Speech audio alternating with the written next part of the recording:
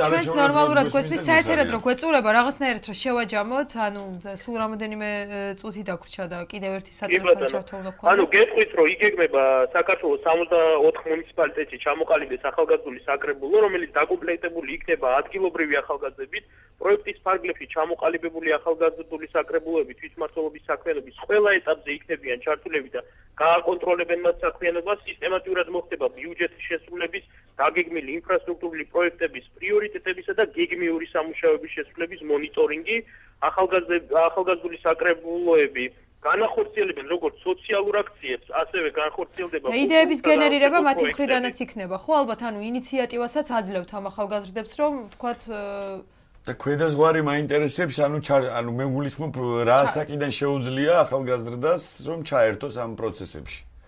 ესე იგი, ზღვარი განისაზღვრა 16 წლიდან 27 წლამდე, მაქსიმუმი არის 27 წელი.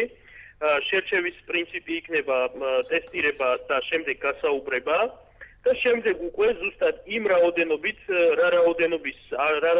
არსებულია დღეს საკრებულო დაკომპლექტება ყველგან საკრებულოები და მოხდება უკვე უშუალოდ კოორდინირებულად მოქმედ საკრებულოსთან მუშაობა და თქვა პრობლემატური საკითხების როგორც იდენტიფიცირება, შემდეგ აღნიშნულ საკითხებზე თქვა ერთობლივი მსჯელობა. გამომდინარე იქიდან, რომ რეგიონალურ დონეზე ტერიტორიული მოწყობის ახალი მოდელი გვაქვს, თვითმმართველობებისთვის მინიჭებული განცდილი უფლებები, გუბერნატორის ახალი ინსტიტუტი, ეს სწორედ ის სტრუქტურებია, რომლის შესახებ ახალგაზრდების გათვითცნობიერებულობა როგორც დამეთანხმებით აუცილებელია. ბუნებრივია.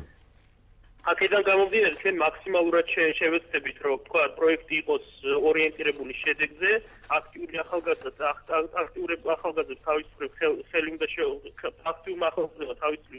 ხელი უნდა შეუწყონ პლურალისტური საზოგადოების ჩამოყალიბებას, რაც მერეშ უკვე გამორიცხავს არაკეთილსინდისიერი პოლიტიკური მიზნებისთვის მოსახლეობის გამოყენებას. ანუ ახალგაზრდები იქნებიან შუამავლები მოსახლეობასა და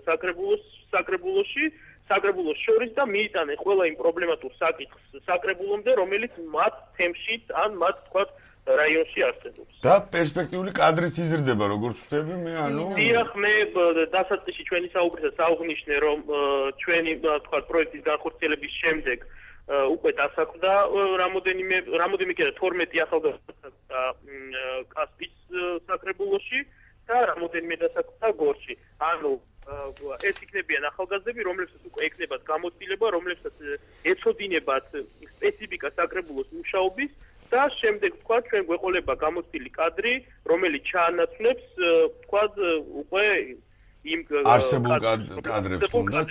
გასაგებია ბატონ ნიკოლოზ, ერთი კითხვაც და გაგიშვებთ, ანუ თუ შეიძლება თბილისი დედაქალაქში როგორ მოხდება, ანუ უბნების მიხედვით ამ თვითმმართველობების ჩამოყალიბება თუ დედაქალაქში გეთანხმებით, დიახ, მადლობა ამ კითხვისთვის. დედაქალაქში მოხდება თქვა გამგეობების მიხედვით, ანუ